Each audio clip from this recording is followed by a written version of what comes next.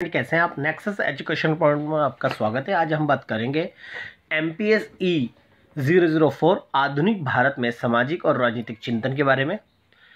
Topic है M N Roy. तो बच्चों, एम एन रॉय के नव मानवतावादी विचारों की समीक्षा कीजिए, मोस्ट इम्पोर्टेंट है, ये आपके एग्जाम में रिपीट होता है। चलिए देखते हैं एम एन रॉय के नव मानवतावाद के ऊपर क्या विचार है।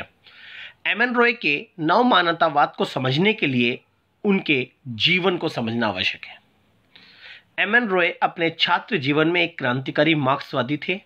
यानी बच्चों, अगर एम एन रॉय के नव मानवतावाद के विचारों को अगर समझना है तो एम एन रॉय की जो जीवन की जीवनी है वो उसे आपको समझना जरूरी है।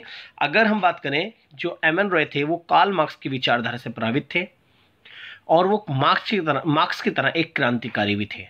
1930 के बाद वे एक मौलिक मानवतावाद 1947 में से 1954 में उन्होंने नव मानवतावाद का घोषणा पत्र जारी किया। जी, तो एम एन रॉय जो थे कार्ल मार्क्स की विचारधारा से प्रभावित थे, वो एक क्रांतिकारी थे, इसलिए उन्होंने 47 से लेकर 54 में एक नव मानवतावाद का घोषणा पत्र जारी किया, जिसमें उन्होंने विवेक और नैतिकता पर विचारों को प्रस्तुत किया। तो ये जो इनके नव मानवतावादी जो विचार थे वो नैतिकता और विवेक पर आधारित थे। मनुष्य का स्वाभाविक विवेक और धर्मनिरपेक्ष चेतना उसके नव मानवतावाद के आधार थे। उसके नव मानवतावाद की प्रमुख मान्यता निम्नलिखित है। अगर मैं बात करें कि नव मानवतावाद का इन्होंने केंद्र बिंदु व्यक्ति को माना और इन्होंने कहा कि संपूर्ण राजनीतिक जो इकाई है उसका केंद्र बिंदु व्यक्ति होना चाहिए और सभी राजनीतिक व्यवस्था को व्यक्ति को आधार मानकर विकास के कार्य करना चाहिए। इसलिए व्यक्ति को इन्होंने साध्य माना और हर जो नीतियां व कार्य करें उनका केंद्र बिंदु भी व्यक्ति ही होगा। ये एम एन रॉय का विचार था। तो एम एन रॉय की पहली मान्यता मनुष्य स्वयं में साध्य है। जी, एम एन रॉय के नव मानवतावादी विचारों का केंद्र बिंदु मनुष्य है। एम एन रॉय के अनुसार कोई भी व्यवस्था या दर्शन यदि मनुष्य की आवश्यकताओं और उम्मीदों को पूरा नहीं करती वे निर्थक है। जी, एम एन रॉय ने ये कहा, मानना था कि अगर कोई राजनीतिक व्यवस्था अगर मनुष्य के विकास या मनुष्य की तरफ अगर ध्यान नहीं देती या उनकी आवश्यकता को पूरा नहीं करती, वो राजनीतिक व्यवस्था बेकार है।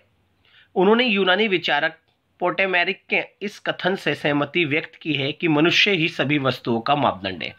जी, देश में जो भी होता है या सरकार जो भी विकास के कार्य करती है वो सभी मनुष्य के लिए करती है और मनुष्य को ही केंद्र बिंदु मानकर करती है। उसके अनुसार इसलिए मनुष्य को ही साध्य मानकर ही किसी भी राजनीतिक दर्शन या व्यवस्था की परिकल्पना तैयार की जानी चाहिए। तो मनुष्य स्वयं में साध्य है, तो मानवतावाद का आधार मनुष्य है, इसलिए उन्होंने मनुष्य को इंपॉर्टेंस दी और सारी शक्ति मनुष्य के हाथ में देने का समर्थन करा। दूसरी मान्यता है मानवतावाद का आधार नैतिकता है। जी, एम एन रॉय के अनुसार मनुष्य एक नैतिक प्राणी है, क्योंकि मनुष्य के अंदर नैतिकता होती है और वो सभी का आदर करके चलता है। परंतु एम एन रॉय ने गांधी जी के से अलग नैतिकता का अर्थ बताया। उनके अनुसार नैतिकता का पालन ईश्वर के भय से नहीं बल्कि लोक कल्याण की भावना से प्रेरित होकर करना चाहिए। तो एम एन रॉय ये कहते हैं कि जो गांधी जी ने कहा कि मनुष्य जो नैतिकता का पालन जो करता है वो ईश्वर की डर से करता है, लेकिन एम एन रॉय ने इस अवधारणा को बिल्कुल भी अस्वीकार किया। एम एन रॉय का मानना था कि मनुष्य अगर नैतिकता का पालन करता है वो केवल लोक कल्याण के नहीं करता, इसलिए वो नैतिकता का पालन और कर्तव्य का पालन करते हुए अपना आचरण करता है ताकि सरकार उनके विकास के कार्य करे। अतः नैतिकता मनुष्य की आंतरिक शक्ति है जिसके बिना मनुष्य पशु के समान है। इन्होंने बोला कि जो नैतिकता जो होती है मनुष्य की आंतरिक शक्ति है, वाकई जो अगर नैतिकता मनुष्य में नहीं है तो वो पशु है। ठीक है। थर्ड है आध्यात्मिक स्वतंत्रता। एम एन रॉय ने मनुष्य को आध्यात्मिक स्वतंत्रता देने का समर्थन करा। रॉय के द्वारा प्रतिपादित नव मानवतावाद के मनुष्य का आध्यात्मिक रूप से स्वतंत्र होना चाहिए तथा आध्यात्मिक रूप स्वतंत्र उस व्यक्ति को कहते हैं जो सभी अंधविश्वासों से मुक्त होकर नव मानवतावाद की स्थापना में सहायक कर सके।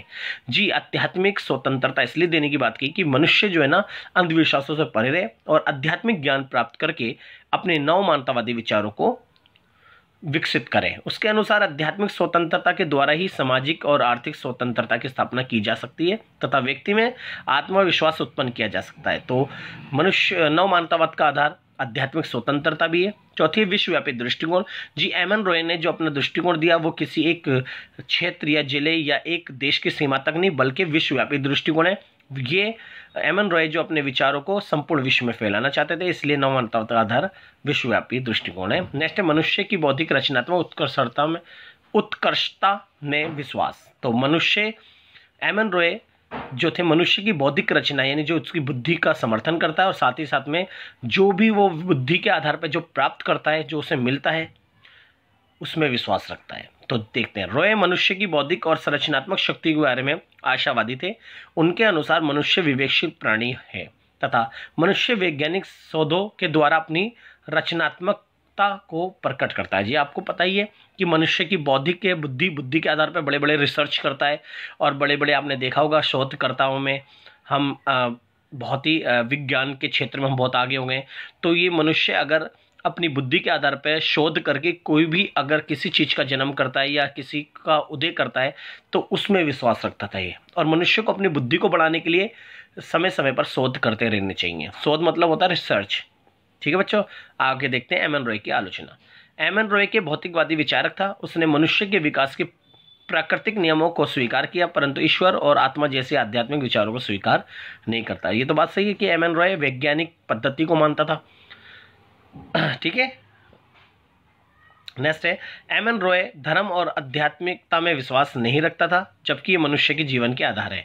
तीसरा है, एम एन रॉय के अनुसार नव मानवतावाद के कारण राष्ट्रवाद और राष्ट्र राज्यों का अंत हो जाएगा परंतु ऐसा नहीं हुआ। अतः राज्यों के अनुसार विचार कल्पना मात्र थे, इसलिए एम एन रॉय की बहुत बड़ी आलोचना है।